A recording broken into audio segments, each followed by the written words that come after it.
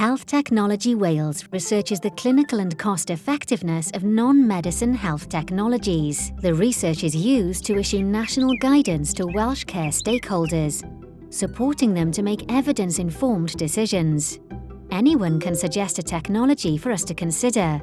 This includes anyone who has an interest in health and social care in Wales, such as clinicians, social care professionals, researchers, patients, carers, technology developers, and members of the public.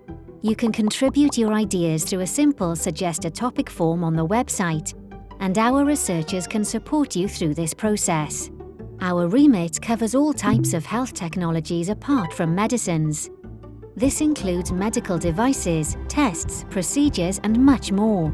From wound dressings to surgical robots, point-of-care tests to virtual reality and beyond. We're interested to get your suggestions for technologies that you feel will make a real difference to people and care services in Wales. You can make suggestions in your own time.